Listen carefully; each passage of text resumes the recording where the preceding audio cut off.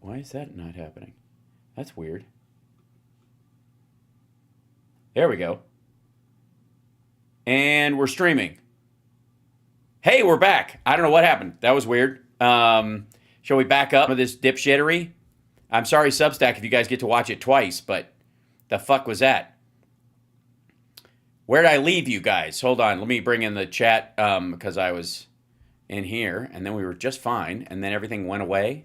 It's the deep state. They came after me. Am I back up? I'll make sure. Before we continue, go on YouTube. Facebook's all right. Let me know what channel you're on and where you are, please, so that I can see it in the chat room before we continue, because I was, honestly, it was gold. People on Substack will tell you, I was killing it. I'm hesitant to even try to recreate it because I just feel like it. Screw it. I'm a great actor. I can do it again. Happy to see you as well. Welcome to the show, everybody. I don't know where I lost you. Was it okay? YouTube is live. Okay, and then Facebook's a go. Unfortunately, Rumble has been fine this whole time. Okay, at least it gives me an excuse to replay my favorite line from this bullshit, which is this the car? You were never on until now. Wow, okay, shit. Well, welcome back, everybody. It's HalSparks Megaworldwide. I was firing on all cylinders. Gee whiz. Instagram and Substack were getting their own private show. So I'm coming hot off my OnlyFans. Only sparklers, something like that. Okay. Well, then I'm gonna play this again because it made me laugh, and I'm just gonna do it again because there you go. Trump had his little gaggle with people over here where he had sort of a hot mic where he said he either I can't be 100% sure because it's not really clear. He either ate some hostages or fucked them last night. Oh, the sausages they were fantastic.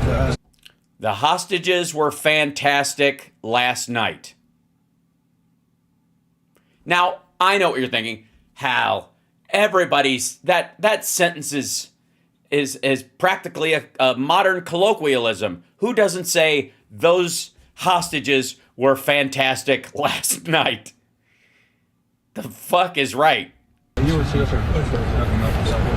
And then they talk about the market going up 7 points. Yeah, that's up almost 7 points.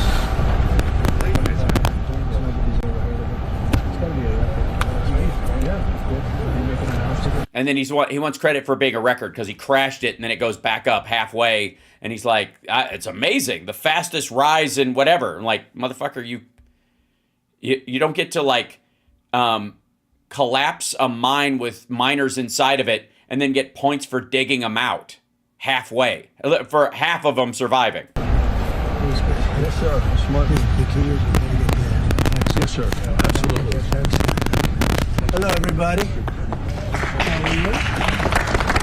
So they had cheerleaders there, like they have Caroline Levitt or somebody else who literally leads people in clapping when he walks over. Nice cars.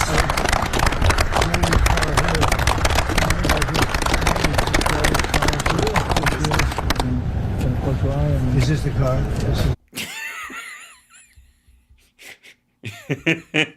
Sorry, Insta people already saw this and stuff, but I fucking love that. Is this the car? No, all my cars have Pennzoil painted across the hood. Asshole. Yeah, no, it's not the car. We didn't think you were worth bringing the winning car. This is our pacer. Of course it's the fucking car. Is this the car? That's what I said. It was a total... Oh, hello there! ...moment. Is this the car? Near? Car! Near? Car! It's... Is this the car? Fuck me. Is this the... I don't know. Maybe, I don't know. We'd ask one of these guys.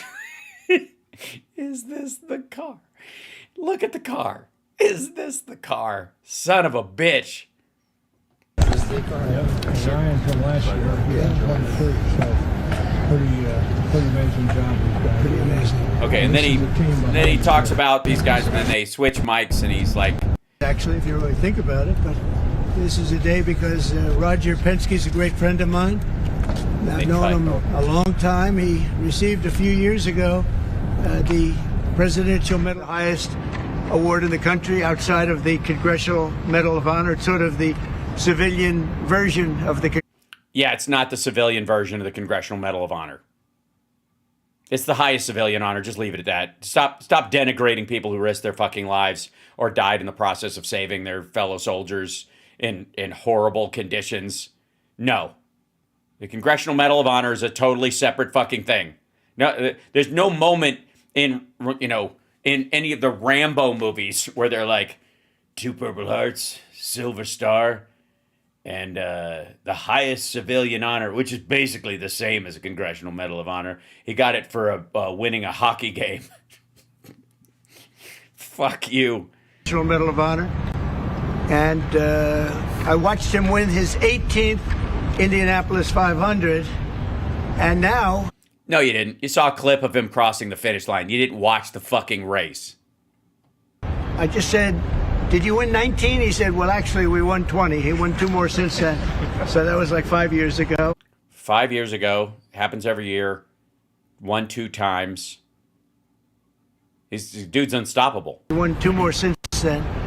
And just well-deserving. If you look, Germany, Japan, the countries, they spend billions of dollars trying to win Indy.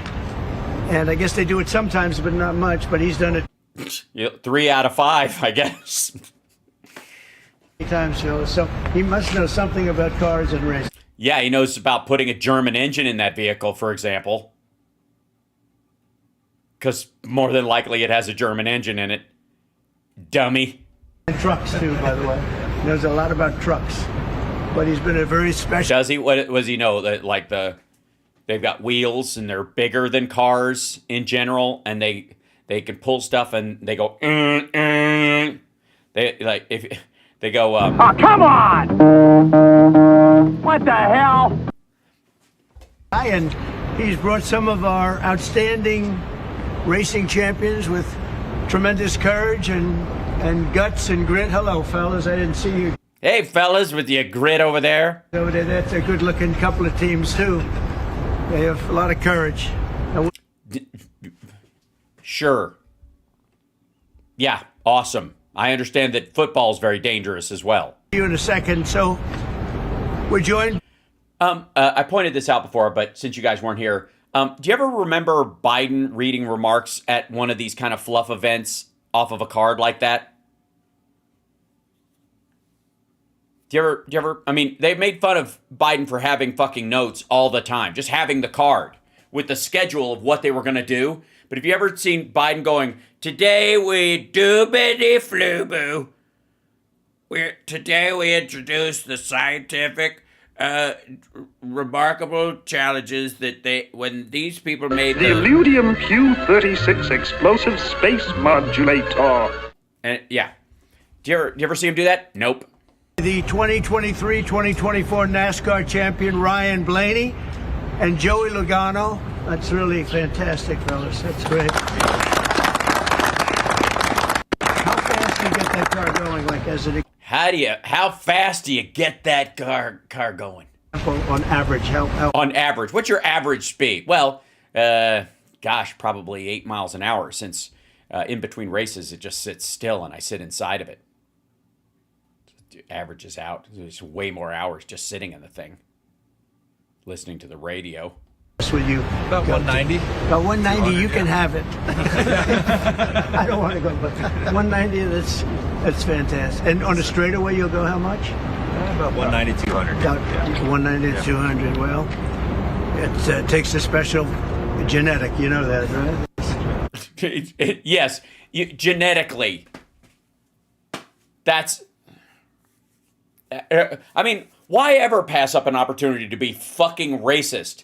Also, as I said before, when you guys weren't here, if you really believe that, why doesn't Stephen Miller roll up in a van with a bunch of guys in black suits, grab this motherfucker, snatch him off the street, and milk his sperm to make super soldiers.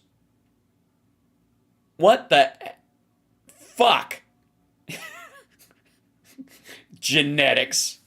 So what does that mean? If he's got great genetics because he can drive fast and you're scared of the number, I guess you're just white trash. Maybe, you know. Hey, man, we all are on some level. It's genes. Not only it's genes, really.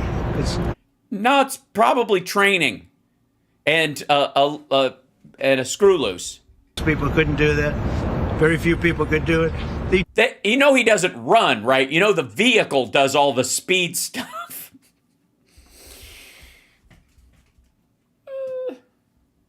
Do you think it's about like the strength of his right leg? Like, and most people can't even push that hard on a gas pedal. They're not capable of doing it. You know, you probably. I remember the great Monsieur Pierre Lefort from Kids in the Hall. Amazing driver. Super fast. 2023 and 2024, Indianapolis 500 winner Joseph Newgarden. Hey, Joseph.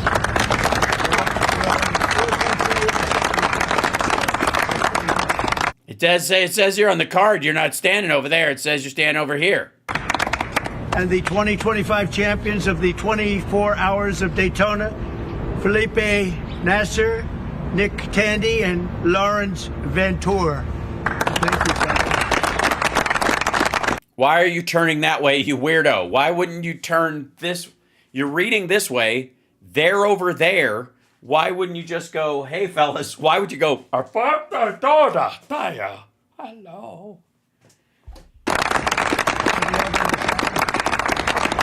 This is just a celebration of racing. It is of races more than anything. Just the genetics.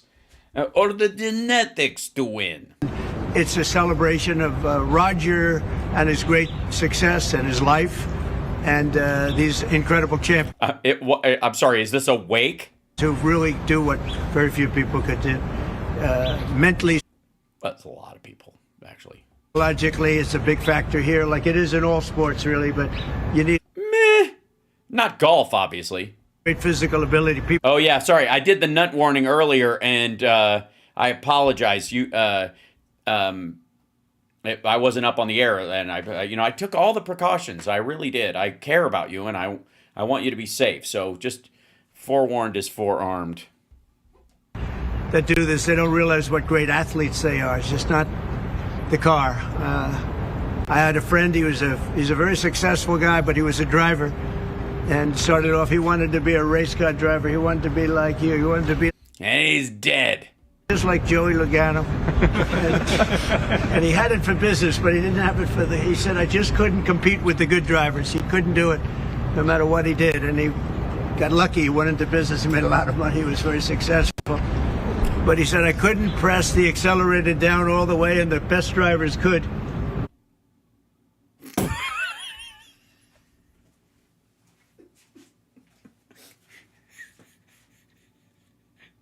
As a matter of fact, let's bring him out. He's right over here. What was he, fucking 12? Maybe tie books to his feet like Short Round in Temple of Doom? What?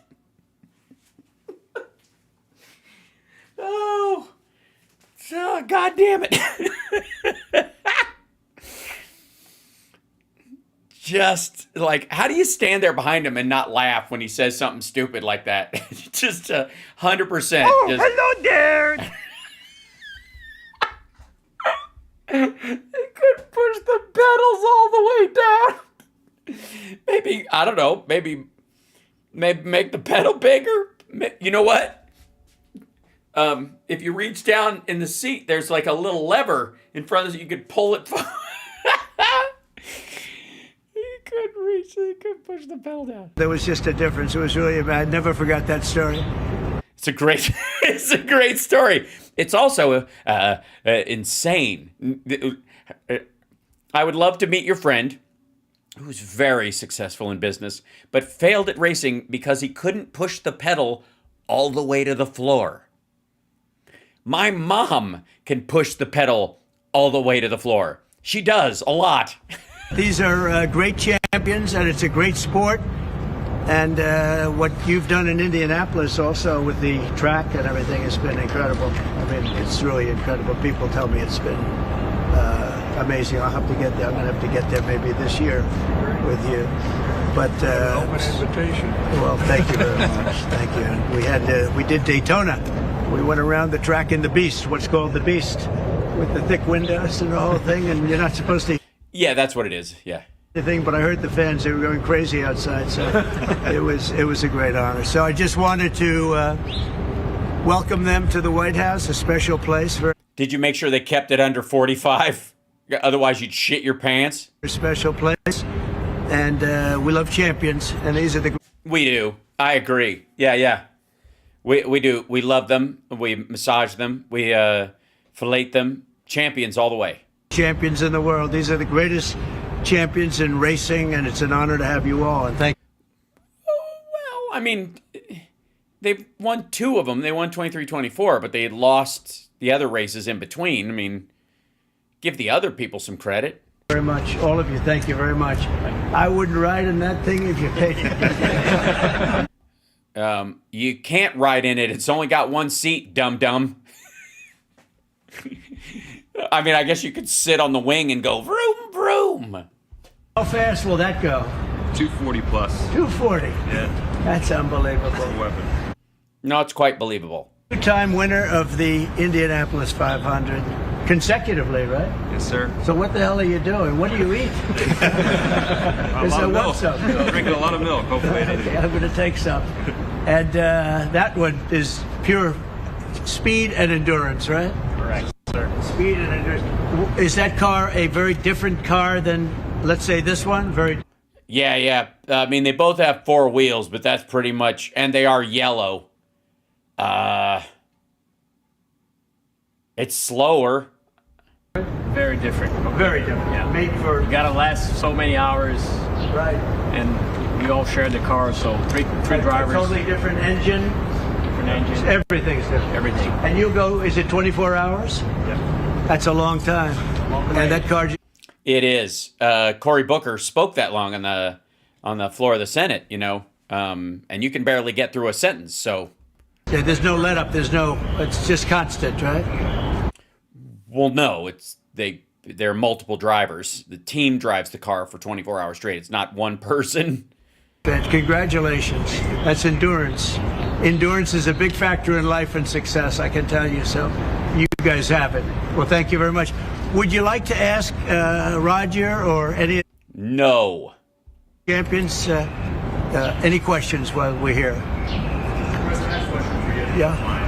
You started the morning saying be cool, and then just Be a cool. few hours later, He said, yeah, you started the morning saying, be cool. there was a pause put in on the tariffs. Can you walk us through your thinking about why you... Well, obviously, they were going to do this the whole time. He had this day picked out. They knew exactly what was going to happen. And he was like, the day before this happens, China's going to do this, and 5D chess, and everybody else, I'm going to give them a break, and then we're going to just go all in on China. And I knew we were going to do it, and I was like, boom, and that was it. There was no thought about it. I actually pre-programmed those messages on my socials last week. decided to put a 90-day pause? Well, I thought that people were jumping a little bit out of line. They were getting yippy, you know? They were getting yippy. CNBC, Fox Business, Maria Bartiromo, yappy, I think is a better word for her, but still, they were getting yippy. Now, it sounds like you backed down because the people around you were like, dude, what the fuck? That's what we're all drawing from yippy. They were getting a little bit yippy, a little bit afraid, unlike these champions. Believe me, they were pissed about their investments too. Because we have a big job to do. No other president would have done what I did. No other. Right, because none of them have been this stupid. I know the presidents. They wouldn't have done it. You knew him personally? You and Taft, right? You used to you separated in the womb, or? And it had to be done. What was happening to us on trade, not only with, if you look at it, not only with China, but China was by far the biggest abuser in history, and others also. But Somebody had to do it. They had to stop because it was not sustainable. Yeah, you didn't stop it. Last year, China made $1 trillion off trade with the United States. No. Not right. And now I've reversed it. It's for a short period of time, but we made $2 billion. We're making now $2 billion a day. Yeah, we lost $7 trillion from the stock market in a day and a half. Sorry, but we were making $2 billion a day in tariffs? Perhaps we should run that through that magic equation. And somebody had to do it. Roger actually said it. Charles Schwab was here a little while ago, one of the great financial people, and he said... he said, it's loaded. Sorry. He's been waiting for 40 years for somebody to do what I did over the last month. Oh, you mean schedule a dip on purpose and then let him know when you're going to undo it so that they could buy the dip at the lowest point, but through the greatest act of insider trading that's ever happened in the White House? Yeah, we figured. And if you didn't do it, you wouldn't have a country. It wouldn't be sustainable. So I'm honored to have done it. And, look, nothing's over yet, but we have a tremendous amount of spirit from other countries, including China. Spirit, yes. They're swearing a lot. I think that's what he wants to make a deal. They just don't know how quite to go about it. It's because they don't know what the fuck you're talking about? Things they don't know how quite. They're proud people.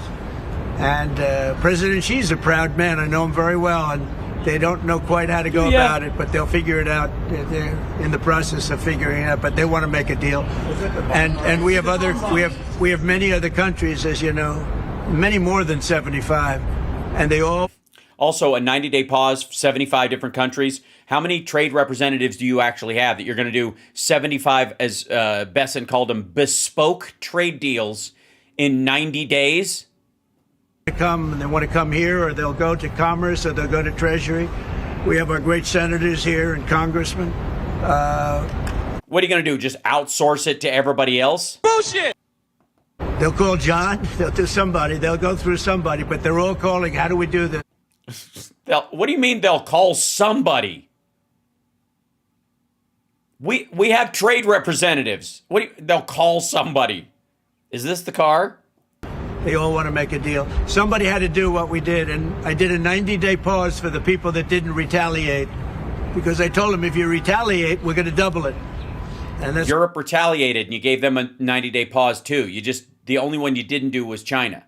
Did with China, because they did retaliate. So did Europe. They added a 25 one. So did Canada. So we'll see how it all works out. I think it's going to work out amazing. I think that our country is going to be at the end of a year or shorter, but I think we're going to have something that nobody would have dreamt possible. Yeah, like what, a $28,000 stock market again? A man like Roger Penske, I don't want to get him in trouble with China, so I won't, but he would know that someday you have to cut the bow, and you have to do what you have to do, right? Yeah, someday you have to cut the bone. You have to do what you do. You do have to cut the bone. You mean cut to the bone? What is this, frontier surgery? And that's what I did, and I'm very happy to have done it. Mr. President, was there anyone the Prime Minister of Greece just told Breitbart's Matt Boyle that he thinks absolutely the European Union and the United States could work out a trade deal that's win-win and, quote, mutually beneficial to both sides. What do you think about the Prime Minister's comments, and do you think a deal could be struck with the European Union?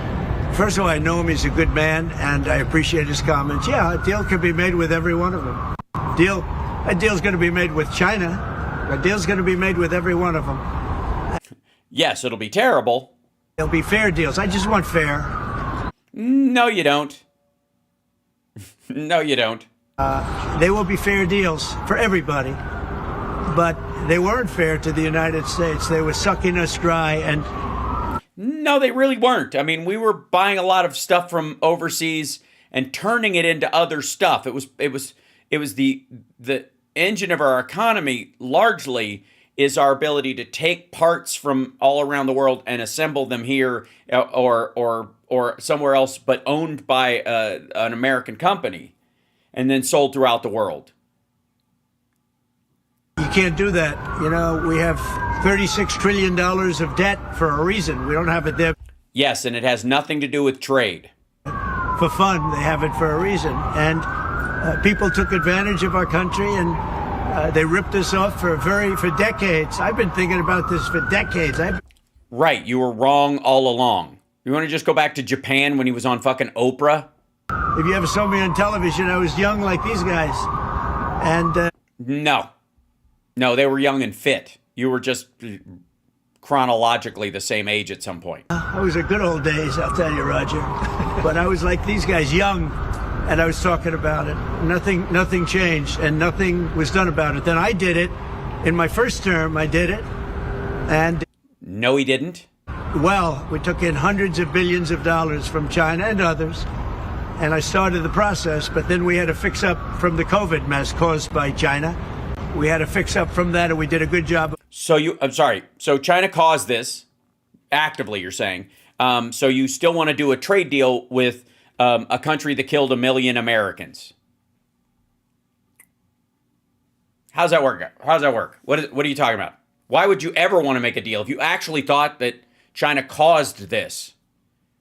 Why would you ever? I mean, your primary thing would be, how do we move it, like production anywhere but China? It doesn't have to come here right away, but Vietnam, South Korea, Philippines, Laos, Cambodia, nobody cares. Just out of fucking China. These assholes tried to kill us, done. Doing it, and when we Obviously, the reason is because he's full of shit, and this is about his back end and his money and his family's wealth after he's president. back the reins after a rigged election, and when we handed back the reins, the stock market was higher than it was before COVID coming in. So, you know, we did a Yes. When Biden left office, the stock market was higher than when COVID came in. This is job, but we didn't have time to do the big thing, which we're doing now. And it's, it's like a patient is sick. You have to do surgery. Patient is very, very sick. Sorry, we went from medicine to surgery. Sorry, did they have a reaction to the medicine and then their lungs exploded? And Joe Biden handed us over a country that was in very serious trouble, economically No, not at all. and in every other way. They let China run away with things. They let other countries run away with things. And maybe worst of all, in a certain way, is what they did at the border. We had people pouring into All right, here we go. Like insane asylums and shit like that again, or whatever. Blah, blah, blah. country by the millions. Many of them were murderers and drug lords and thieves and people from prisons from all over the world. Right, but enough about your cabinet. And there were people from mental institutions, insane asylums. They were taking their mentally insane, and they were dumping them into our country. Really? And did they use a water slide? How did they get in here? Because I'm very curious. Because if you take somebody who's that nuts, and what did they just point them towards the north and just tell them to walk until they see white people? What was the issue? Or even black people, I suppose? And I'll tell you, Tom Homan and Kristi Noem are doing a fantastic job. I mean, I see you guys, the stories seem to be more about you guys rounding up people that don't deserve to be kicked out of the country more than busloads of hundreds of thousands of migrants being kicked out. I got to tell you, the numbers look like shit. I mean, you can all the macho talk in the fucking world, but if you're if I'm hoping there's some maggots in the chat paying attention. Good to see you guys. Are these the numbers you were hoping for? Wasn't it? I mean, if there are 20 some odd million people that were let in, we allegedly had 10. That means 30. How come they can't find any? How come we're talking about flights with 15 fucking people on them? Why have all the flights they've flown out have less than 100? It's not like they're being held up by the legal process.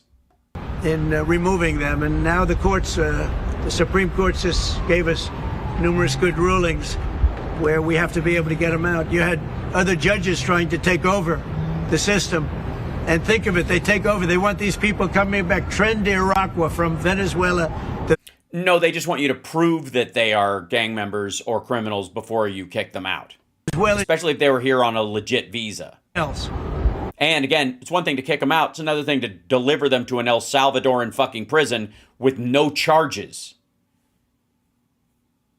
By the way, you do realize that under these same standards, the next Democratic president could disappear all the Jan 6ers off the street and send them to fucking, I don't know, a prison in Congo. Right? I mean, obviously Democrats would view them as terrorists. They're domestic terrorists. If you can take somebody that hasn't been charged or found guilty of something, you can certainly take somebody who has been, and then you just eliminate their pardon by saying basically they've nullified their citizenship, and you just send them to a horrible prison someplace. I mean, that would be legal if what he's doing is legal.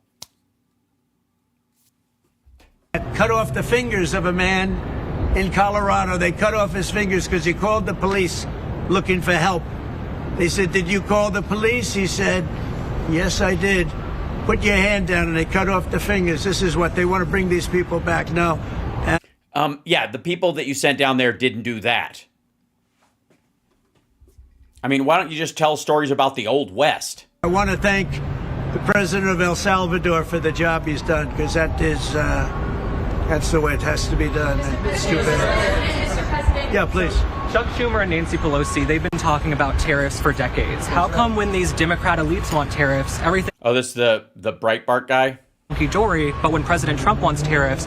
Hunky-dory? Hell breaks loose. Do you see this double standard? I love this guy. Whoever the hell that is.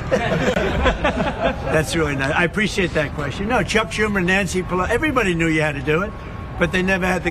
No, targeted tariffs on specific markets and specific products. Everybody knows that works. That's part of the process. But a blanket tariff on everybody, mainly attacking our allies more than anybody else, nobody was ever for that until this dipshit. No, there was no point where like Schumer was like, we need to tariff Europe. Why? Because fuck them. To do it. It does take guts. It even takes guts for our country to go through it. That's why I say be cool. They were saying about, see, just be cool. It's going to work out. It's going to... Yeah, man, be cool. Just relax, all right? You know? Hey, careful, man. There's a beverage here, huh? Out, and it's working out. I can tell you, working out maybe faster than I thought. But I said it's going to take a little conditioning. It's a transition to... It's really, I think it's a transition to greatness. It's going to be greatness. Our country's going to be, there'll be nothing like it. And people investing in our country, they're going to do... Well, I mean, there are craters on the moon. ...than they've ever done before. We have more... There's also, let me guess, liquid gold? Car manufacturers, Roger, coming into our country now. Speaking of cars, we've never seen anything like it. That's just horseshit. Seriously, just not true at all. A, that we have lots of them coming into the country, and B, that we've never seen anything like it. The biggest moves by the Japanese car makers and and I guess arguably the South Korean car makers into the United States, and maybe like the Mercedes and BMW plants that are in Kentucky and Tennessee and that area, those moves all happened late 90s into the early 2000s. Coming in because of the election, but they're coming in because of the tariffs. Because they don't want to pay 25 or 50 or whatever it may be. They don't want to pay that. They can't pay that. Yeah, and they're also not going to pay that. Because even if you want them to, how long is it going to fucking take until they can build a fucking factory here? What are you going to do? Make it 10% until they finish the factory? Where are they going to get the money if they're just shaving that profit right off the top for entry to actually build the fucking factory? And again, once it's built, it's not going to be a factory. It's going to be a fucking car vending machine. We had 3 cancellations in Mexico. Oh, this bullshit. No, they didn't. A plant, they're all coming into the United States. Nonsense. Didn't happen. Lie. He's been saying this since last year. Canada, they're coming in. From China, they're coming in from everywhere. No, Chinese car manufacturers are not coming into the United States, stupid. No, they aren't. What the fuck are you talking about? No, and Germany's not making a coal plant a week, you absolute tit. And that's just cars. We have... No, there are no Chinese car companies coming in. None. Makers come with the biggest chip maker in the world from Taiwan, coming in, spending $3 Thanks, Joe Biden. billion to build plants, and mostly a big plant. This is a hell of a plant. Yeah, with fucking 13 people working in it. The kind of money that they're going to go $200 to $300 billion, not million. You know, you'd say million would be the right number. It's not $200 to $300 billion. Yeah, that's the cost of automation, but it pays out in the long run. Think of that, $300 billion. If you look at Apple is going to spend Investing the same amount of money over the same period of time that it always does, unless you fuck them on the China thing. You're going to have to give them a carve out. Otherwise, they won't have that money to invest, even though it's the standard amount. $500 billion building a plant. They wouldn't be doing that if I didn't do this. They'd just keep building them in China. And that's unsustainable. It's not a pleasant thing to do, but I appreciate the question. And, you know, interestingly, Chuck Schumer and Nancy Pelosi, Crazy Nancy, they've wanted to do this for years, but they never had a president that had the guts to do it. Because it does take guts, believe me. Well, then why didn't they say they wanted to do it ever? Were they just afraid that the presidents that they had, Obama or Biden or I guess Clinton too, would have gone, okay. And they're like, no, we just wanted to pretend to want that. Was it the bond markets that persuaded you to... And here you go. Was it the bond markets? And again, keep in mind, Howard Lutnick's entire business is in the bond market. Reverse course. I was watching the bond market. The bond market is very tricky. I was watching it, but if you look at it now, it's beautiful. The bond market right now is beautiful.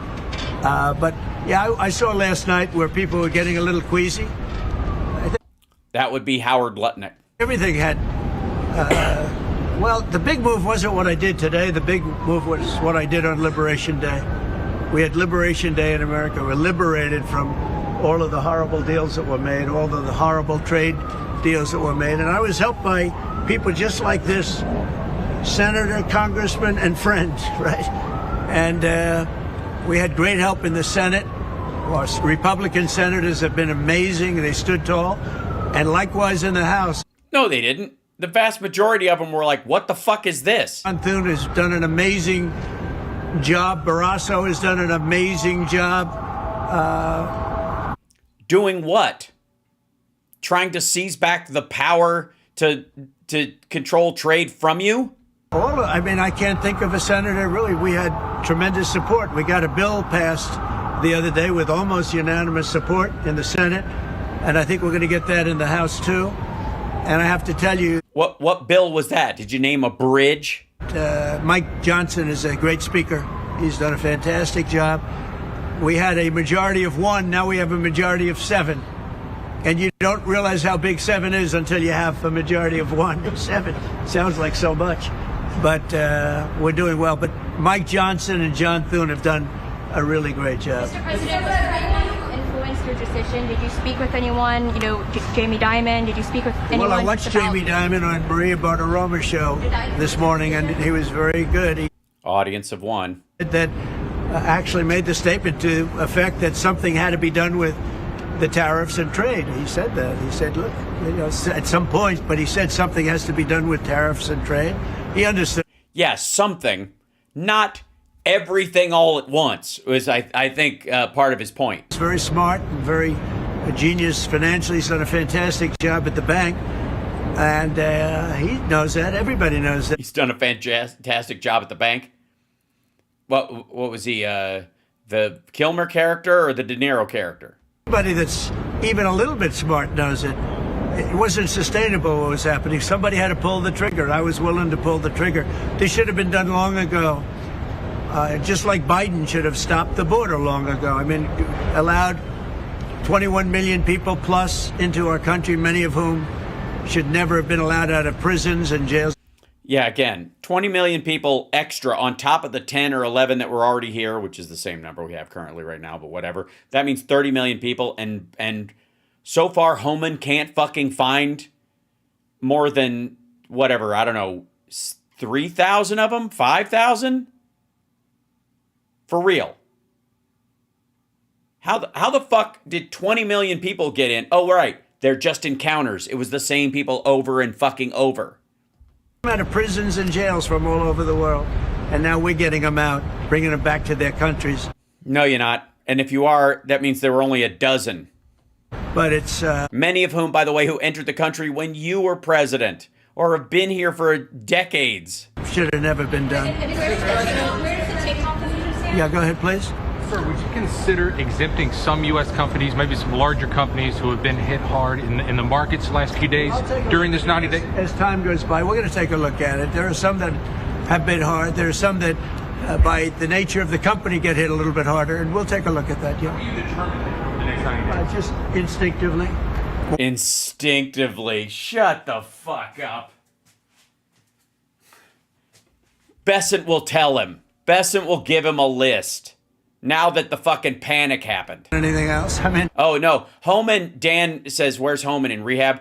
Homan is making, like, visits to the state legislatures and giving little speeches because he certainly isn't fucking busy gathering up hundreds of thousands of criminal aliens. You almost can't take a pencil to paper. It's really more of an instinct, I think, than anything else. Yeah, your instinct tells you, like, this is so fucking stupid. Credibility, like, because you said that these tariffs would go into effect on Monday. You said no pause, and today there is a pause. So, how can people believe your words today? It's not a question of that. You have to have flexibility. Oh, you mean you should be allowed to lie and manipulate the market? I could say, here's a wall, and I'm going to go through that wall. I'm going to go through it no matter what, and keep going, and you can't go through the wall. Sometimes you have... Yeah.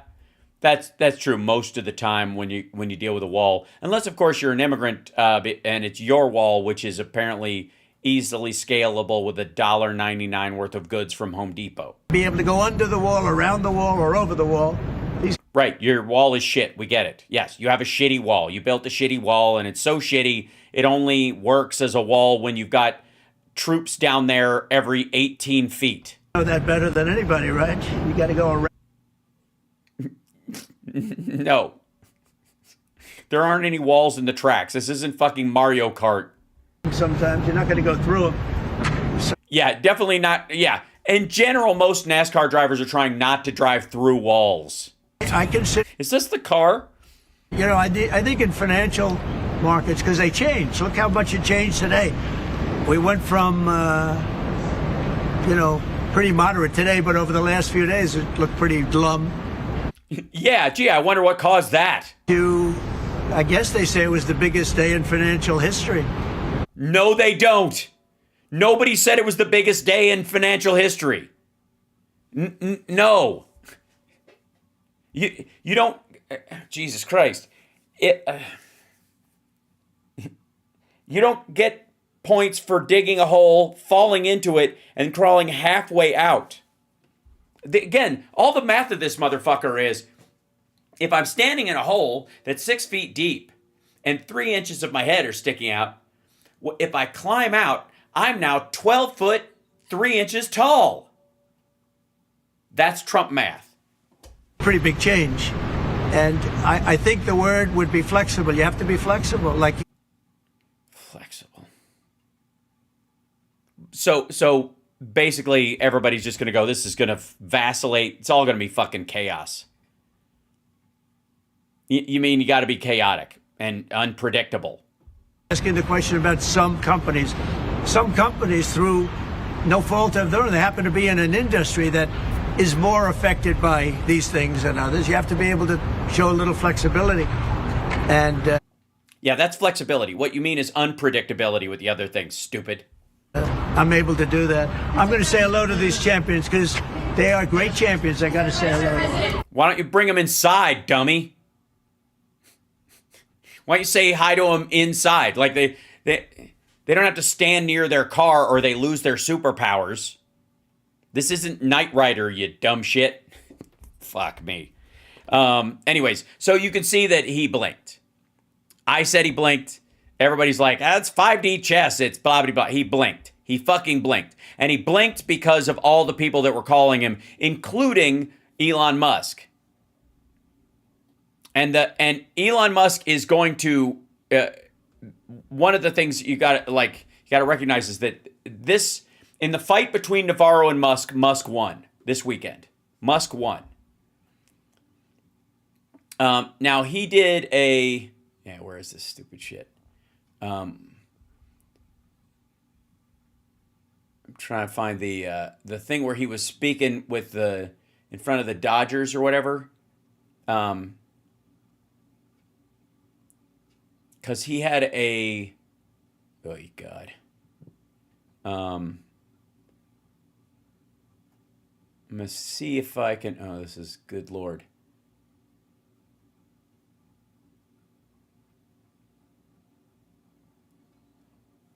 Oh my God, I didn't even see this one. But okay, open that up and whoops, move this down here. Beg your pardon. Oops. My God, these people are stupid.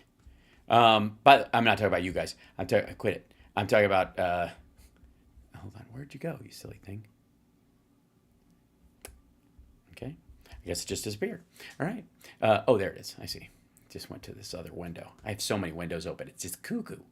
All right. Then we go to here and open it up. There you go. Okay. Now, they had a bunch of Republicans sitting around, isn't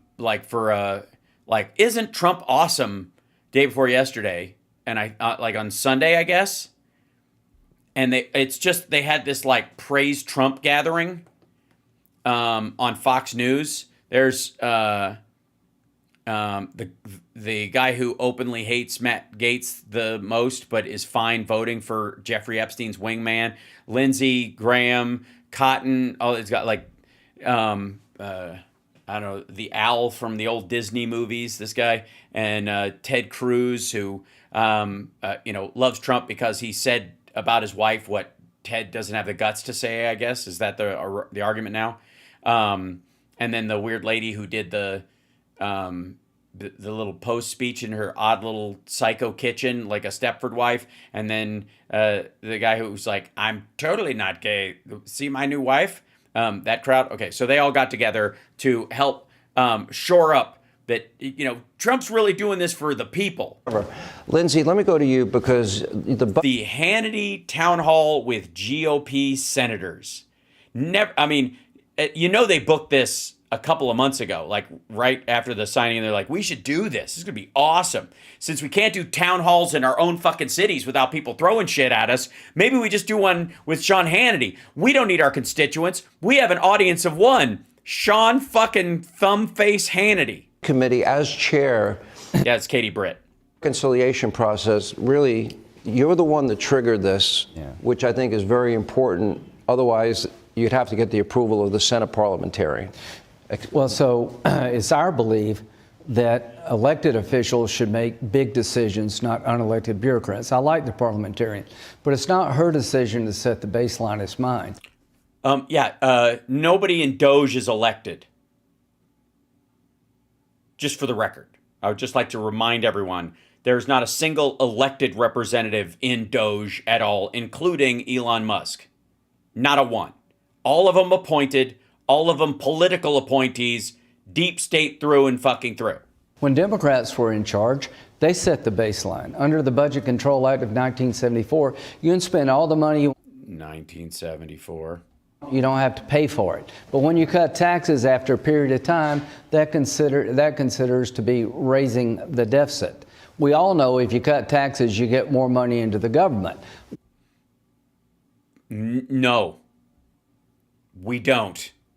All believe that. So yeah, there you go. You all believe that. That's different than knowing it. And there is a difference between knowing and believing. I guess this would be the reason why you don't put religion in schools, because I'd rather teach things that can be known in schools and teach things that can be believed in church or synagogues or mosques or wherever, or in a fucking local VFW basement where you guys wear your eyes wide shut masks. By 53 of us got together and we changed the way the Washington works.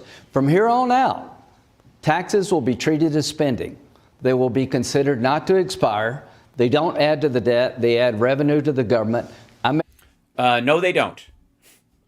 Again, revenue brought in will adds revenue to the government. cutting that revenue that's coming in does not guarantee that more revenue will come in above and beyond the cuts. It just doesn't. The only way you will know if it works is when it's too late. To be clear, and all these guys back me up. Huh? The Trump tax cuts are scheduled to expire. In December. What does it mean? $1,900 per family. If you're in business, you're going to lose. Dude, Trump's already hitting, like, the China trade war alone is going to cost the average American $3,000. It's not going to make up for it. And if they ultimately hold on to that tariff, the price of things are going to go up so much that they're going to that tax break that comes out of there for the upper 1% is going to be made up for by tariff revenue taken from the poor. Deductions, expensing, child tax credit goes down by 90. We're playing with real bullets here. I just say. Sorry, the child tax credit goes what? Expensing, child tax credit goes down by 90. We're playing with. Child tax credit goes down by 90%. Deductions, expensing, child tax. Full expensing. If you're a businessman and you want to take your buddies to a strip club and write it off as entertainment, every dime spent there, awesome. Child tax credit, cut it by 90%. It goes down by 90. We're playing with real bullets here. I just say that. Yes, you're playing with real bullets here. Yes, you are playing Russian roulette with the livelihoods of average Americans. The debt ceiling, the debt extension, as President Trump called it. Fucking Euphemism City. Welcome, everybody. Come on down. It's Euphemism City. We're just going to pretend nothing is what you obviously see it is, and we're just going to rename everything, and that'll change it. All the president has to do is take a blue Sharpie and draw a line on a map, and suddenly we have fresh water for everyone. There's a river now. We got to pay the credit card bill it comes due. If we don't put it in this bill, and we have to get 10 Democrats in the Senate to extend the debt ceiling, the price they will want will be unbelievable. Oh, unbelievable. To extend the debt ceiling? Like, what's the price? Not extending the debt ceiling? Then what do you do? And by the way, they want to extend the debt ceiling $5 trillion so that they don't have to ask again. So they can run up the bill $5 trillion without ever having, so they can pretend they never go back to the well. So it just becomes, it's not a news story. You just watch the debt go up. And unless you're following it, you don't care. And most people don't, so fuck you. They will extort everybody here. They'll extort President Trump to the people watching tonight. I don't threaten me with a good time. A chance to make the tax cuts permanent, fully fund the border, help the military, get the debt ceiling extended without one. Extended. Democratic vote. Extended without one Democratic vote. You mean add $5 trillion to the national debt in Trump's first fucking year as president? By the way, who the fuck thinks it's going to stop there? Are you nuts? You don't think Trump's going to burn through that in 2 fucking years? If he thinks he can pad the economy with quantitative easing, just throwing fucking money into the economy so that it guarantees he'll be handing out to fucking farmers and all this shit. It's not going to come due. So they can just give him a giant fucking slush fund and he can just chuck money everywhere to artificially prop up the election going into the midterms. That's what they're talking about here. That's what this is. If reconciliation works 4 times in 100 years, if we screw this up, you should be really pissed. I think you're going to screw it up. I really do. I think you're going to screw it up. And I think the House is going to help you. Can't afford to screw this up. Senator Cotton, your take, and where do you think we are in the process? Well, I think we've taken an important first step last week in the Senate by passing that budget and sending it to the House. You heard the president just a few moments ago talking about the need for unity. We obviously have some differences of opinion here on this or that issue, along with this or that issue, like whether we should spend this money or whether we shouldn't. It's a minor thing. It's like a coin flip. I don't know, $5 trillion or not. 50 or 2 other of my colleagues as well. But on this, we're all unified around the need to not just extend the 2017 tax cuts, but to improve them with some of the ideas that the president campaigned on, that we all campaigned on. No tax tips. Exactly. Overtime, Social Security. Secure our border. It's not just a security issue. It's also a quality of life issue in your communities because illegal migrants put strain on school. See that, like Kennedy's like, not so much. Hospitals and other public services, making sure that we're safe abroad as well by funding our military and getting the price. $1 trillion. Trillion. A trillion. Energy down, whether it's what you pay for gas at the pump or your electricity. That's the goals that unite all of us. That's what we came together around last week with Lindsey and John Thune's leadership. And I think that's what Mike Johnson is going to have in the House later this week. Senator Scott. To me, this is the beginning of the blue-collar comeback. Imagine $7 trillion. That's a great line. I wish I'd thought of that. We could share it. We could share it. I mean, think about it, though. So many Americans feel invisible in the... Yes, it's not about $5 trillion added to the national debt in a year. It's how you feel. You feel invisible. Well, you won't feel invisible now because we'll cover you in $100 bills like the fucking poster for Office Space. An economy. This is the Trump economy. Think about $7 trillion descending upon the greatest nation on God's green earth.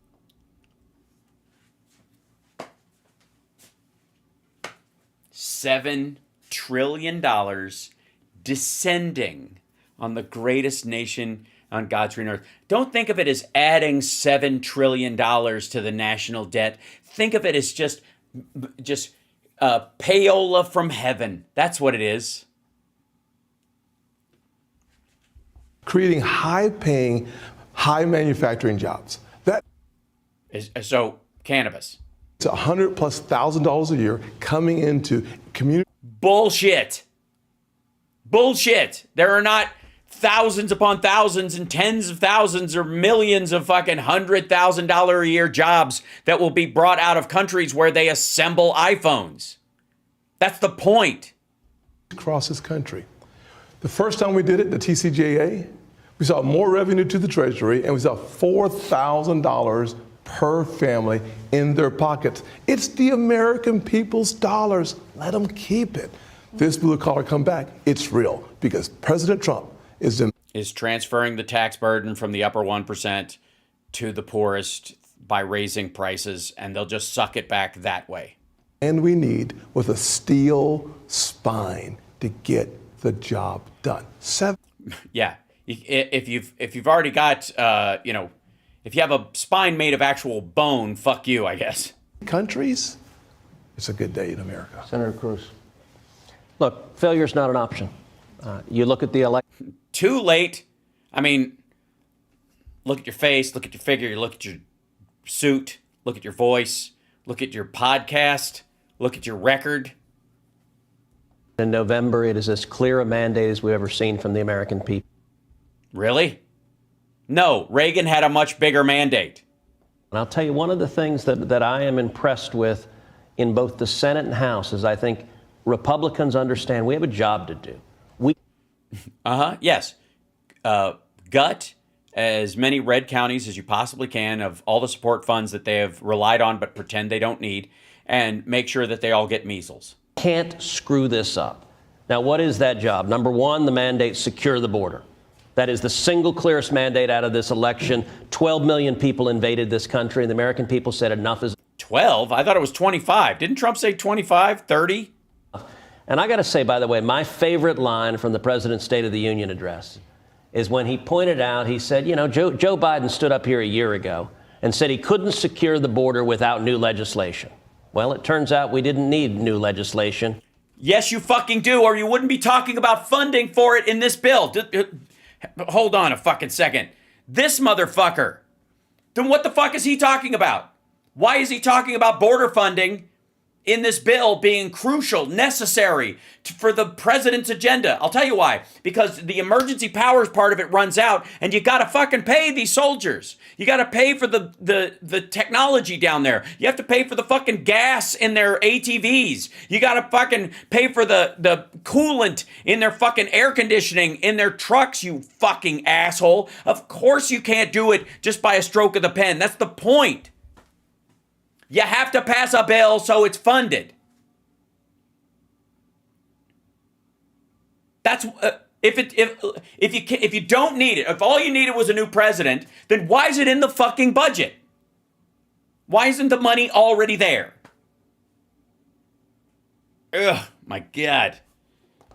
It's just such, like, again, this is like patchwork, what they're doing. This is all about them just like covering their, Trump's ass, because everybody knows he blinked and everybody knows this was a shit plan from the start. Oh dear. Hold on one second. I'm trying to find this. Da, da, da, da.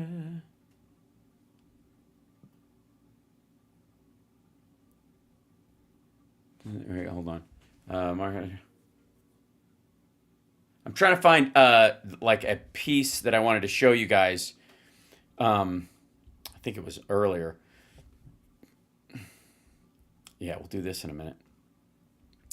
Yeah, here it is. This is To say that Caroline Leavitt coming out and talking with Scott Bessent, who by the way, I keep seeing my joke about him, his mortuary face makeup stuff showing up everywhere. I was very proud of that fact this week.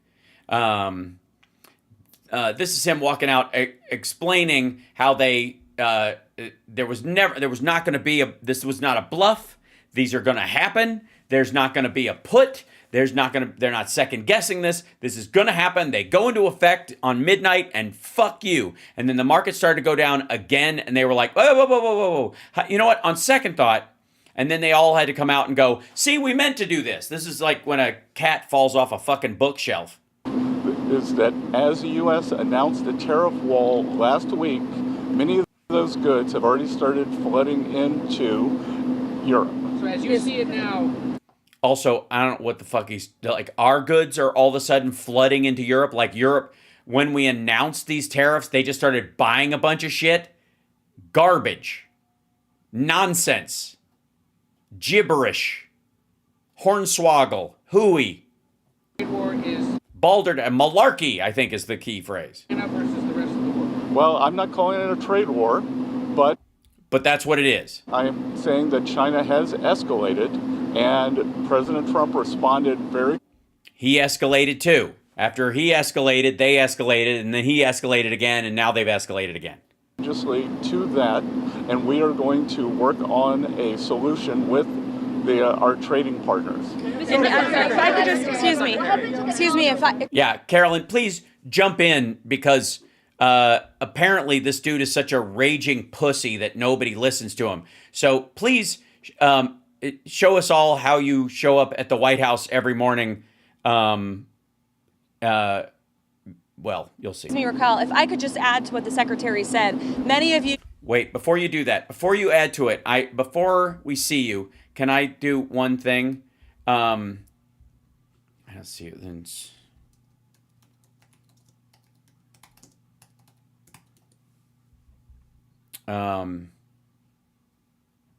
Yeah.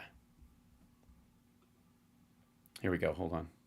The media clearly missed the art of the deal. You clearly failed to see what President Trump is doing here. Nice jacket, by the way. Hold on, let's see if I can put this on here. Where's it go?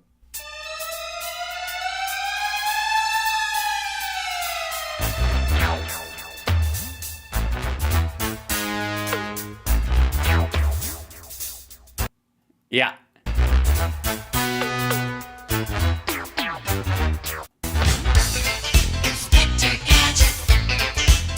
Yeah, right. That's exactly what I thought too. Like, what did he just leave it draped over a chair when he jumped out a fucking window? Tried to say that the rest of the... Your coat! Yes, it is my coat. It's on fire! Fire! Oh, fire! ...would be moved closer to China when in fact we've seen the opposite effect. The entire world is calling the United States of America, not China, because they need our markets, they need our consumers, and they need... Sorry, they weren't calling China anyways? They don't need to. China reaches out and they are buying a ton of stuff from China. ...president in the Oval Office to talk to them. And that's why? Why does Europe need Trump to talk to him to have them not buy Chinese shit? You do realize that the tariffs he puts on them don't affect the rest of the world. That the rest of the world suddenly gets a break on stuff, that American consumers and American businesses, whoever bought shit from China, they're paying a much higher price. So Europeans who might buy, like, and I'll show you, well, fuck me, here we go. Let's look at, because I don't even think Trump fucking can grasp what actually gets bought and sold. Let's see if I can go to, and so you go to like, what should we look into? Okay, plastic machine forming. Okay. Yeah, here you go. This is what people buy from China in these situations, okay? Foam plastic dish plate making machine. 3,300, whatever, unless you buy it in the United States, in which case it's double that right now, whatever this price is. Plastic molding injection machine. Mini small vacuum forming machine for 3D advertising, light box acrylic, 1,100 to 3,300, depending on if you buy one or multiples. The Europeans get to buy these things, whatever they are, and this is just random machinery I just picked out of a hat. They get to buy these machines for production at that cost. Americans will pay twice as much. So if they want to start a little factory in the United States and they don't want to build the fucking machines from scratch themselves by banging fucking tin together, they're going to have to buy these machines from China, which, by the way, were a fucking steal a couple of months ago. Thanks, Joe Biden. And then Trump came in and just fucked it up for everybody. They were having a liquidation fucking sale. Also, the idea that China's going to all of a sudden start buying shit from us when they have nowhere near the economy that they said they did and nowhere near the population people say they do, you're forcing them into a situation where if you're like, you have to buy this amount of shit. Well, we can't. Why? You're being mean to us. No, we're not. We just don't have as many people as we said. We don't have the market for it. It's been a lie. Why more than 75 countries have called, because the United States of America is the best place in the world to do business. And as the president has shown great courage, as the secretary has said, in choosing to retaliate against China. Courage? Is that what he calls it when he's talking to race car drivers? By the way. Sorry. Okay, there we go. Quit. Sorry. I'm on the wrong screen. Damn it. Even higher. Elena, go ahead. Hi, thank you, Secretary Bessent. Yeah, by the way, now she's picking questions for Bessent so that he doesn't have to take any tough ones because they don't trust Bessent to give the right answer. Explain more of the decision making on what feels like a reversal here. I mean, just these went into effect less than 15 hours ago, these tariffs. Why the pause now? What led to that? No. The president is a giant raging pussy, and he was scared to death into his corner by his rich friends who started blowing up his fucking phone and going, what the fuck is wrong with you? That's what happened. Again, President Trump created maximum negotiating leverage for himself. No, he didn't. He fucked our allies. We don't have leverage in this. The Chinese just ratcheted their shit up. They're basically just saying, fuck you. And which tariffs went into effect 15 hours ago? The ones that we have lowered went into effect a week ago. They were announced a week ago. Yeah, everything was announced a week ago, and last night was the date, stupid. We've just been overwhelmed by the response from mostly our allies who want to come and negotiate in good faith. So we... Right. Because they're our allies. Nobody does trade with their enemies, fuckhead. Expecting them to come with their best deal. As I said a week ago today, don't retaliate, hold your ground, let's see what happens. And China, they kept escalating and escalating, and now they have 125% tariffs that will be effective immediately. Mr. Secretary. Right. And that will mean prices going up at Walmart, at Target, at Kmart. There are a few of them left out there. Might surprise you. So, of course, prices are going to go up for the working poor, primarily, at 125% for the foreseeable future. Go ahead. Mr. Secretary, thanks so much for doing this. The 90-day pause on the reciprocal tariffs, is that because of the whiplash that we've been seeing across the financial markets? How much was, what we saw in the stock markets, a part of this decision? No, it's because because of the large number of inbounds, we've had more than 75 countries contact us, and I imagine after today. Yeah, but they weren't contacting you going, what a great ploy. Thanks so much. We can't wait to sit down. We obviously know you're fucking with us. This is really just so you can, you can really give China what for. We'll see you Wednesday. What do you think? They're calling because they're like, what the fuck is the matter with you? More. So it is just a processing problem. A processing problem. So it's a 90-day pause, not because everybody was getting yippy and the bond market was freaking the fuck out and getting weak-kneed. It's because they got so many phone calls last week that they had to do a pause after they went into effect last night at midnight instead of before, because they've got to field all these phone calls, which are basically, if you listen to the message, like, hey, fuck you, in like 75 different languages. Well, 60. One of these solutions is going to be bespoke. It is going to take bespoke, adorable, hand-whittled time, and President Trump wants to be personally involved. So that. Yeah, that 90 days will be enough. That's fine. 90 days, that'll cover it. That's all you need.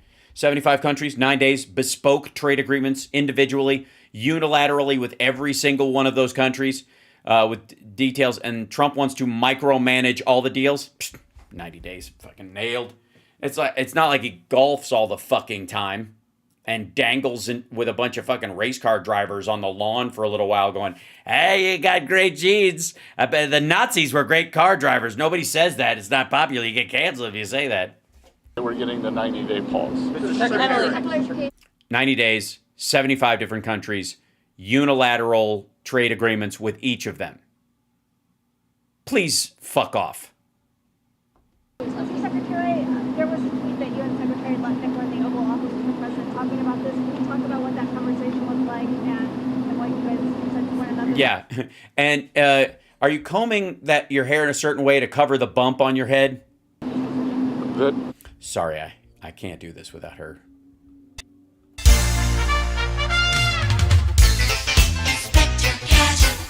It's driving me crazy. It's so stupid. Look, it's all the president's decision, and right, it's not my fault. I didn't do it. Okay, I didn't even know I was even supposed to be working this weekend. I was getting the fuck out of here.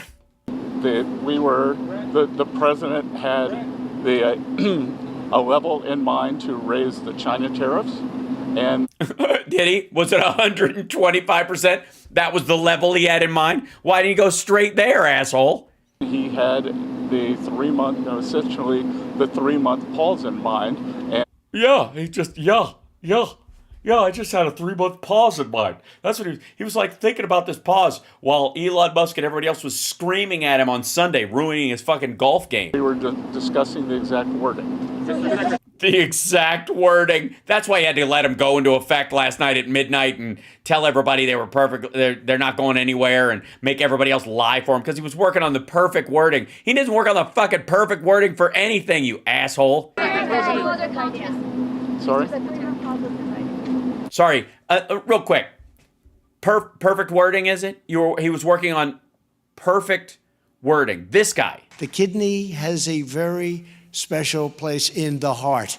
That guy was working really hard on the perfect wording. Free health care for illegal, look. Immortal principles. Right, like that, you mean? Our army manned the airports. It ran the ramparts. It took over the airports. It did everything it had to do. So you wanted to get the wording right. Okay, thanks. Thanks, man. Thanks. Totally nailed it. Right. It's the president's decision. It's the president's decision. It was the president's decision to wait until today. And again, as I've said in the past, no one creates leverage for himself like President Trump. Who does he have leverage with? He's just fucking our allies for no particular reason. He spent 3 days basically threatening Israel for no fucking reason right before Netanyahu rolls up because he's not aware that every country includes Israel. So he was like, oh, oops. And then today he just like, you know what? Whatever. We'll see. I don't know. I don't back down, but I'm backing down because everybody around me was fucking screaming in my ear. Got annoying. They were getting yippy. Shelby, go ahead. Secretary, what does the president want to? The president seems primarily, I think, worried about the kidney. Myself, if I do say so. The kidney has a very special place in the heart.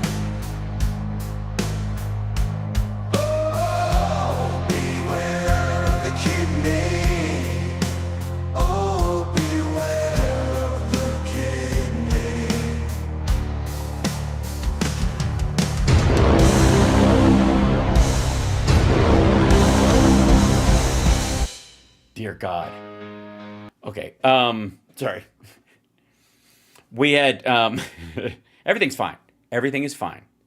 Everything is fine. This is fine.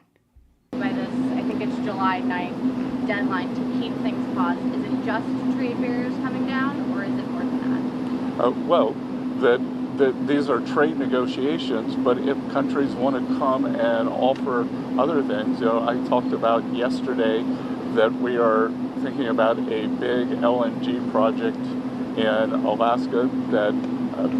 You're thinking about it? Sorry. So they've got to make decisions about trade they're doing this month, next month, through fucking Christmas because of an LNG project you're thinking about fucking doing? You're thinking about it? Why don't you scare me up a fucking donut with some sprinkles on it and a cup of coffee while you're thinking?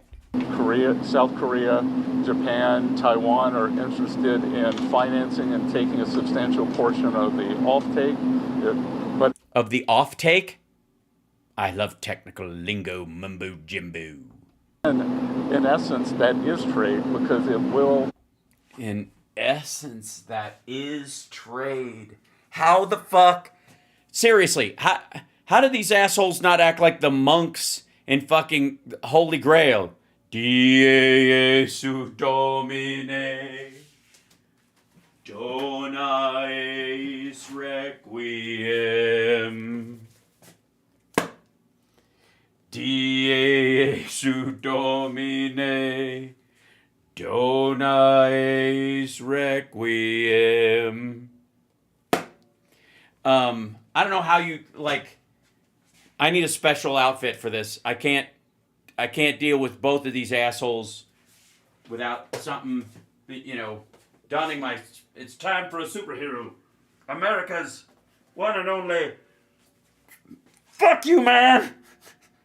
Fuck you, man! Hey, man, fuck you! Fuck you! Fuck this, and fuck you, buddy! Fuck you! Fuck this, fuck that, fuck him, fuck her, fuck this, okay? You fucking moron! Fuck you! My job is done here. I must move along.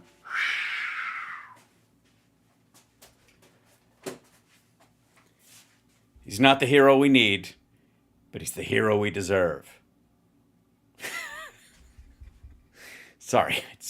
I reach my limits sometimes, and it's super fucking fun. Decrease the trade deficit that we have with those countries. So everything's on the table. Mr. President.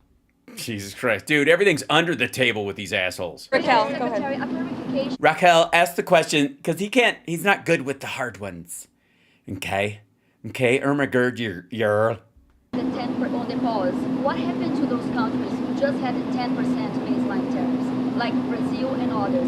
Are they still going to have this 9% pause? Because you were saying that there will be a tariff of 10% for others. So what happened to those who just had a 10%? Yeah, that's going to remain. And do you call this an embargo to China? Pardon? He goes, do you call this an embargo to China? Because technically, if it's over 100% tariff on something, it's kind of like just an impossibility. The embargo would be, though, that you charge other places tariffs. So the idea is that there's a trade embargo unilaterally between us and them, I guess. And the USMCA, pushes them out of certain stuff that comes into the United States. So it's like a mini embargo. Call this an embargo to China, a trade embargo? I'm not sure what you mean by the word embargo. 120. Well, it's like a Winnebago after it's left.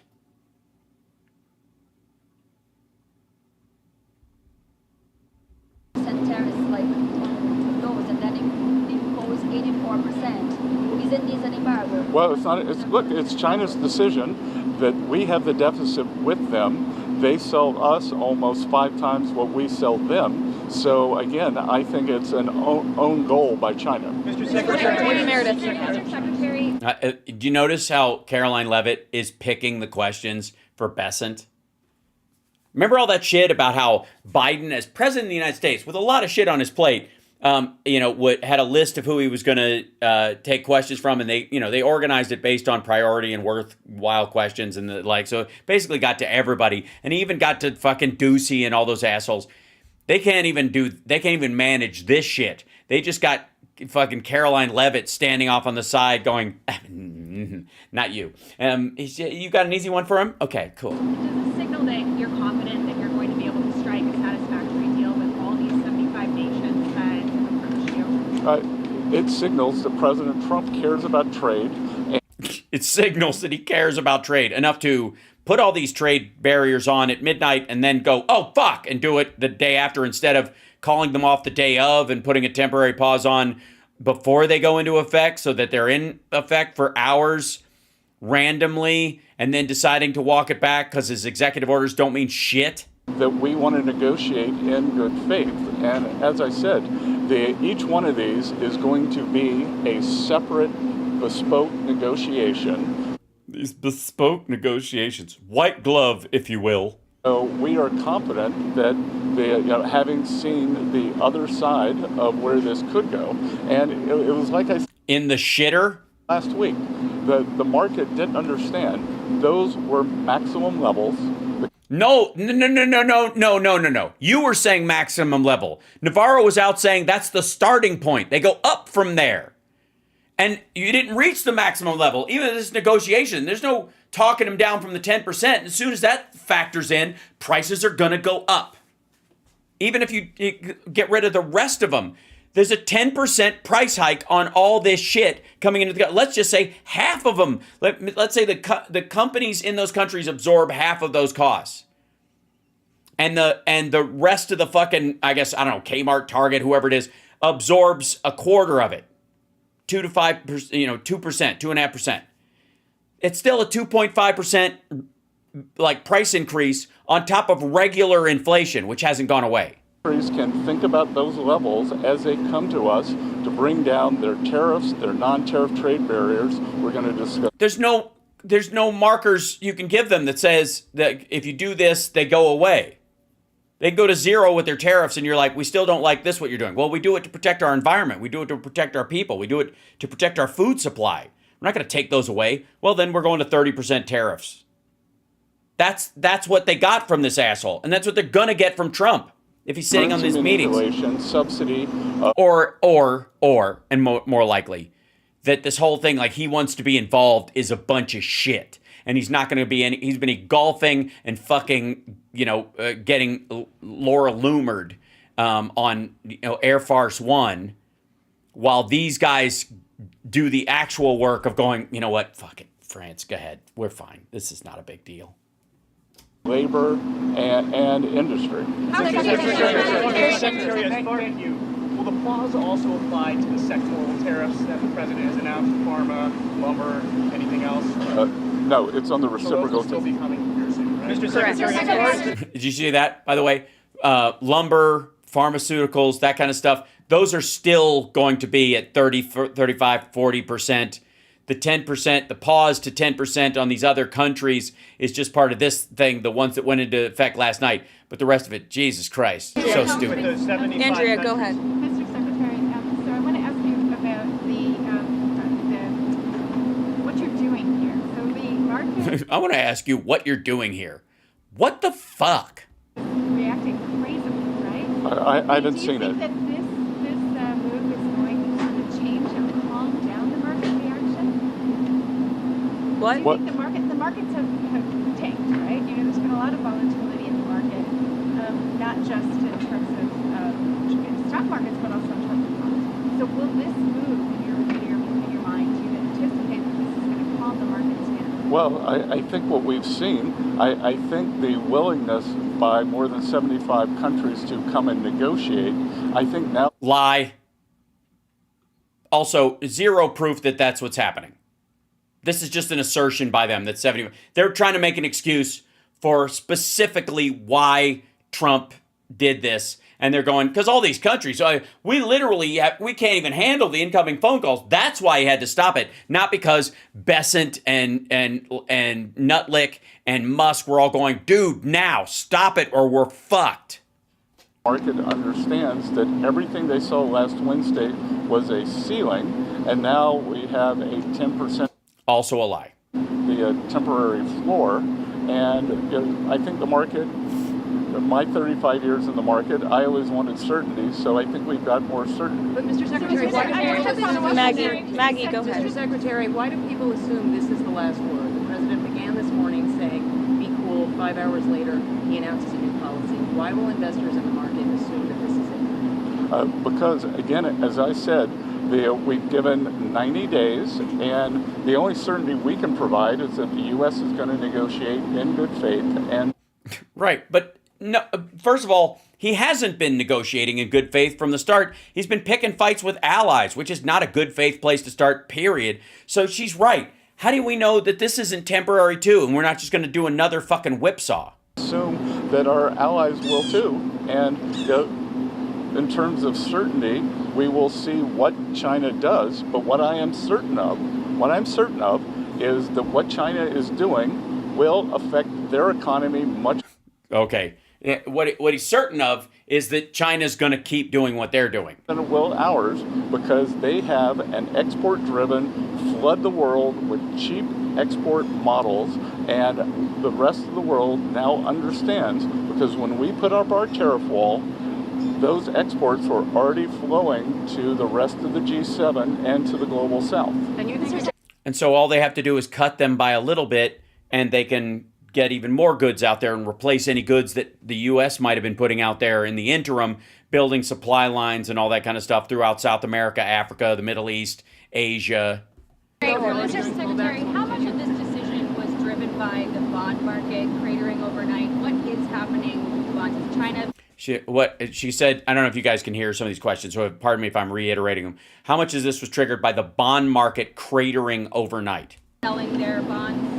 I have nothing that says that, and we actually had quite a good 10-year auction today, and all this was, again, this was driven by the president's strategy.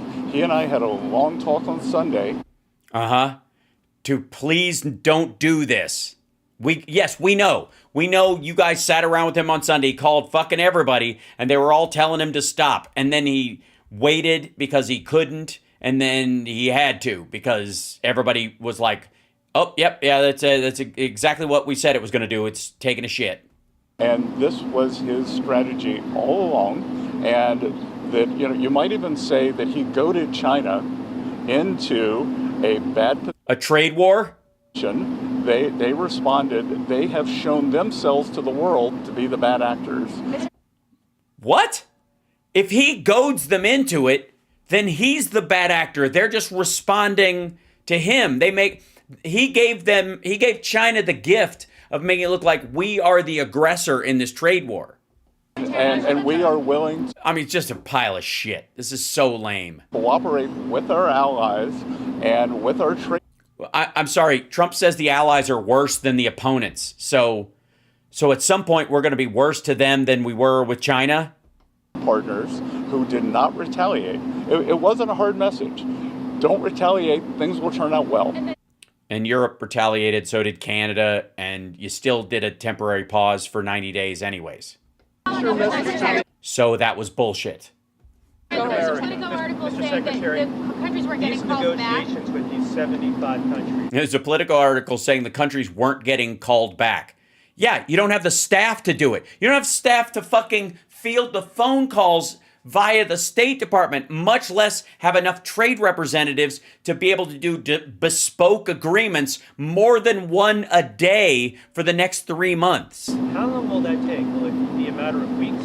Will it be a matter of months? Do you expect financial markets to be stable during that time period? Well, we've started with a 90-day pause, and we will see if more countries turn up, what will happen. But we have a meeting with Vietnam today. And why did we even need... Vietnam was our friend. Vietnam doesn't buy as much shit from us as we buy from them because they're a tiny, poor country comparatively. They couldn't possibly have parity with us on the amount of shit that we buy from them that they buy from us. This is not fucking possible. Never will be possible. Not going to be possible. Just silly. The only way you make it possible is you make us buy less shit from there, which is what that tariff equation that he put up with, that had nothing to do with trade. It had everything to do with raising tariffs so much that the American consumer taps out, because that's what they want. They want the American consumer to stop buying shit so that they can say to Jerome Powell, it's time to lower interest rates. That's why don't buy anything, those holidays we did where everybody was trying to do that stuff were totally ineffective and are, I believe, they contraindicate to what we were trying to do, because the slowing down of consumer demand is what they use as a cue to try and tell the Fed to lower interest rates. If anything, we should resiliently just refuse to stop buying shit until they're like, fuck, the interest rates have to go up. Inflation's going up because of demand. We have one. Obviously, that's not the plan, but you get what I'm saying. Largest trade deficits with them, so I'm hoping it will move in a good direction. I was at the Japanese embassy. Why? All right, again, these dumb motherfuckers. Why the fuck would we ever expect that Vietnam or any country like it could buy enough shit from us to make it even with the shit we buy from them at the size of our economy versus the size of their economy? It's just dumb. If the only way you make that happen again is to wreck the consumer base of the United States so we can't possibly buy more stuff. We're the largest economy in the world. We're going to buy more from everybody else than they could buy from us always. House last night for the Cherry Blossom Festival, which was quite festive. And was it quite festive? It was festive. You know. Yeah. It was festive. Well, I was walking around the party with the Japanese ambassador going, oh, it's festive, festive. That was the word that kept coming to my mind. It's an old-fashioned word, but I think it still works, like groceries and festive. He and I had a good chat. They are going to send a deal team over, so we'll see. These are a deal team? Real quick, make sure that their deal team isn't running across the rooftops in full black outfits. Complicated negotiations. These are imbalances that have taken decades to create.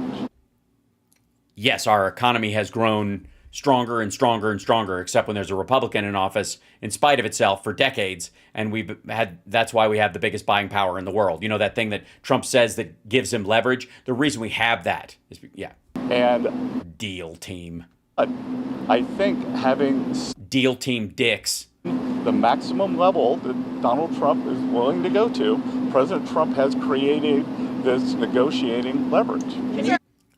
It's not the maximum level. He went to 125% with China just for retaliating. If this shit doesn't work out, he's going to ratchet it up, especially if he's actually involved, which I still don't think he's going to be, because I think this is bullshit. Excuse me, everybody. Oh, we got a hype train. It's been a while. Twitch, come on now. Hype train. The secretary is obviously a very busy man.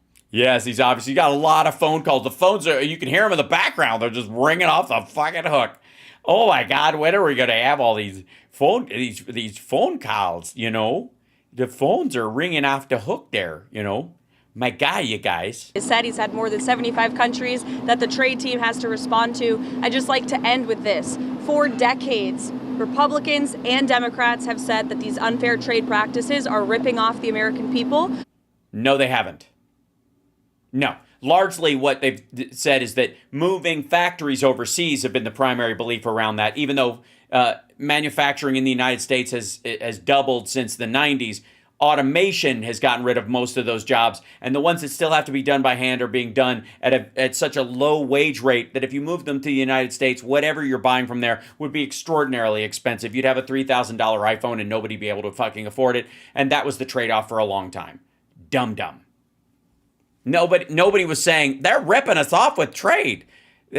We have one-to-one situations with some countries. Nobody was saying fucking Europe until this asshole came along. It's weird. It's bizarre. It's so weird. We have expected J.D. Vance to say it. Ripping off our country, but nobody. But don't even start with but what? But this. Sorry. Okay. I'm gonna need to, like, if she's gonna wear that shit. Ever done anything? She's gonna wear that shit to work every week. I'm gonna need to put that as a sample. Address it. We finally have a president here at the White House who is playing the long game, who is doing what is right for the American worker and our industries here at home, and he has put together a fantastic team in Secretary Bessent, Secretary Lustnick, the entire trade team who... Lustnick? Really? Has he been a little grabby? He's a little grabby, is he? Lustnick? Is it you just trying not to say Nutlick? It's hard, isn't it? It's hard not to call him Nutlick to his face. Right? You go, Mr. Nutlick, darn. Focusing on negotiating these good deals to put the American workers first, and we're going to get to work to do. Yeah, you're not. How long? How long is it going to take to build one factory from any of these countries? 3 years? 5 years? And when they're built, will they have a single human being working in them? No. Thank you. What about the Thanks for getting me out of there. I was worried I was going to say festive again. I just dicked it up. I'm so sorry. I don't know what I was thinking. Can we do, let's see, Trump's, on our way out the door, because I know I'm at the end of the show, but, there we go. Get out of here, you silly thing. You silly little doggy. Let's see, Trump, I think it was it with the Dodgers? I think so. Yes, it was. Hold on. Because fucking hell. Whoops.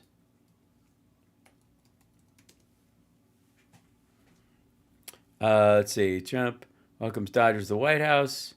Gibberish. I'm trying to find the actual full remarks.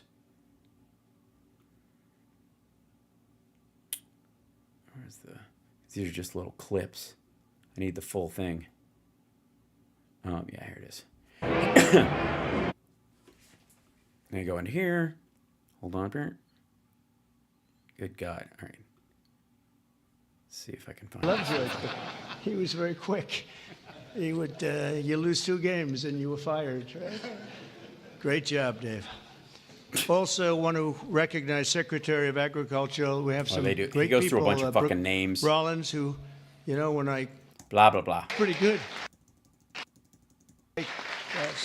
It's the names and then the remarks. Here. Over the course of this amazing season, the members of this team...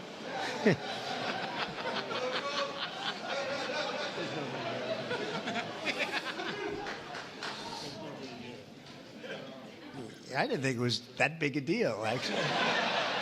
All right, what was this? We have a couple of senators here. I just don't particularly like them, so I won't introduce.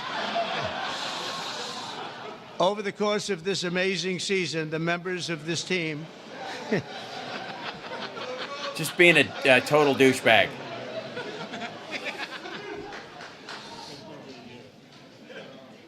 I didn't think it was that big a deal, actually. Washington. Over the course of this amazing season, the members of this team, in all of baseball history, only 6 players have ever hit 40 home runs and stolen 40 bases in a single I love the Wikipedia speeches he gives. season. And an elite group known as the 40-40 Club. It's a 40-40 club, and very few people make it. But unanimous National League MVP, Shohei Ohtani.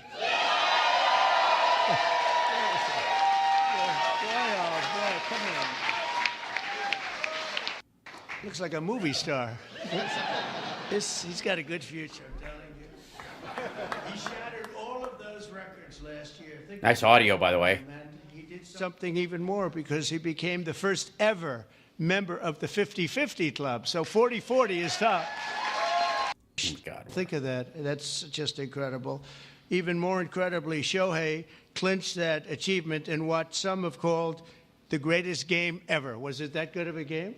Huh? That was a pretty good game, actually, right there. Is he good?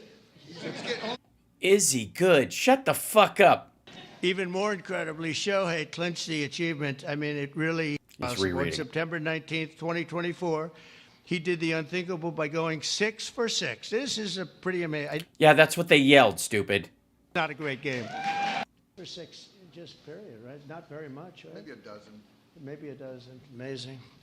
As you know, the Dodgers were down a lot of talent on the mound last season due to injury. The resilient group used 40 different pitchers, the most ever by an eventual World Series championship team. They had to go and get them. I don't know how they got them and where they got them, but they got them because they won.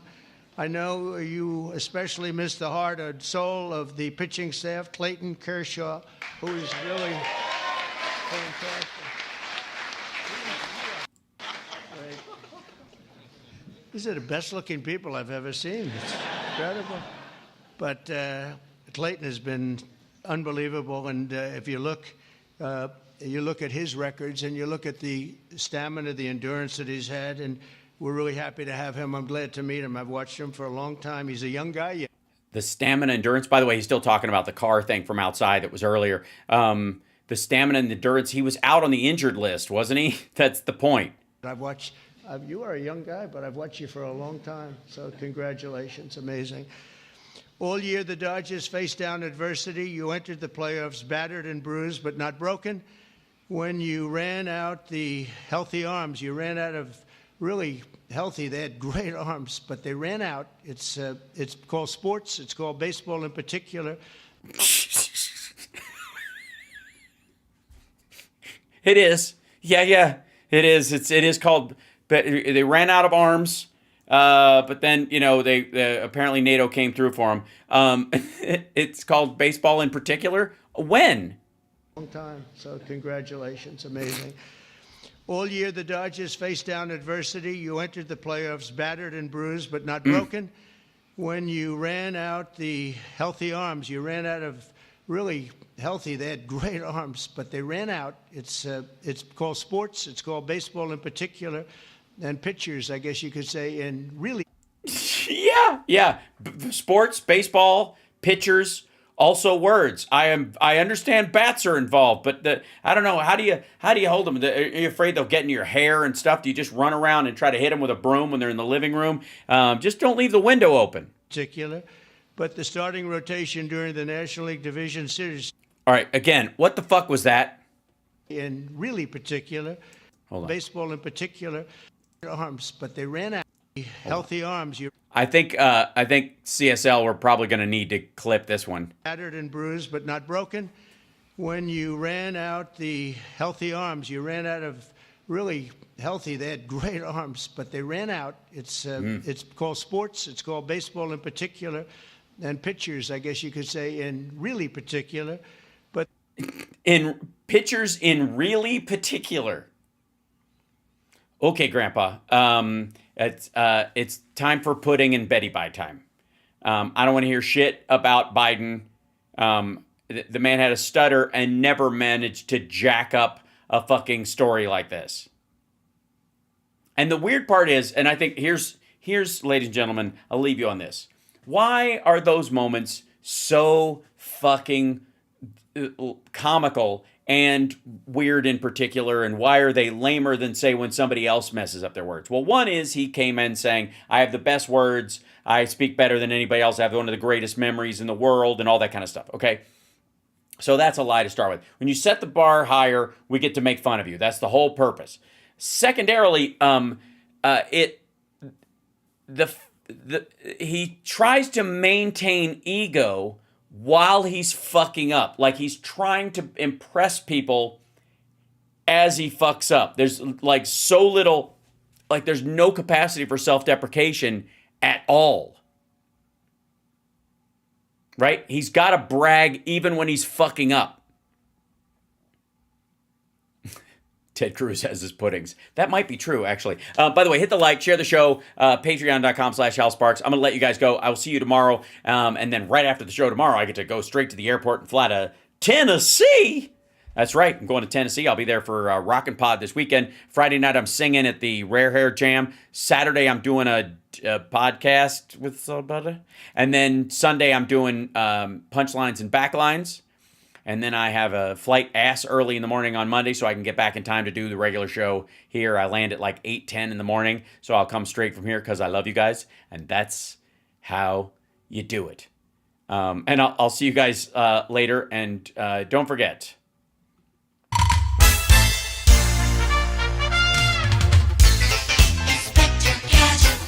All right, I'm not gonna get a copyright strike doing that shit because I know I will, right? You know I will. Even fair use, you sons of bitches, drives me crazy. All right, I'll see you guys tomorrow. Take care of yourselves. Take care of somebody else. Do I have an ending button? I think I do. I think so, but I don't trust it. I don't think it works right. My buttons are being weird. Woof! Hit that like. Oh, 2 ships. That's nice. That's really nice. Oh, that ship should be behind the spaceman, I think. Looks like it's going to hit him.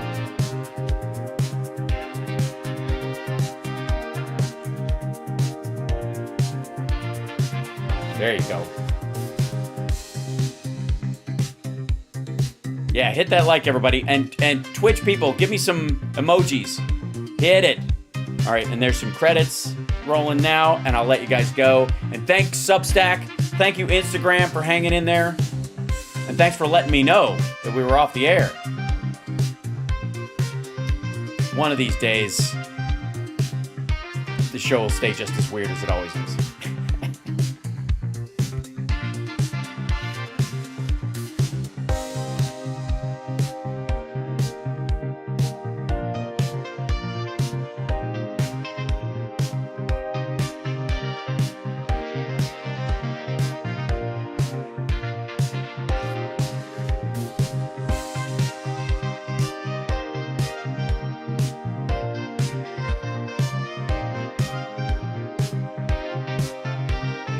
Heard that Saudi Arabia and Russia will repeat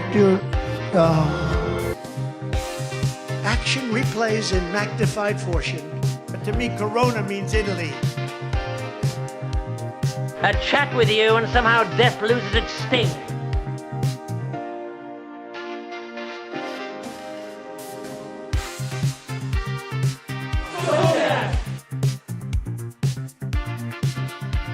Sportos, motorheads, geeks, sluts, bloods, wastoids, dweebies, dickheads.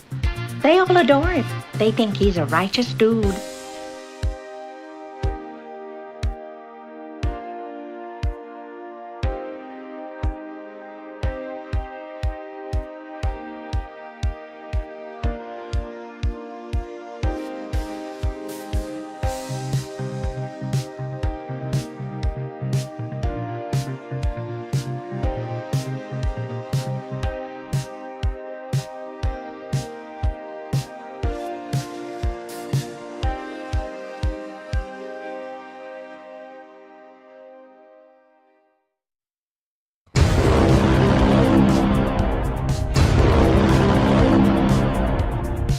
I'm your huckleberry.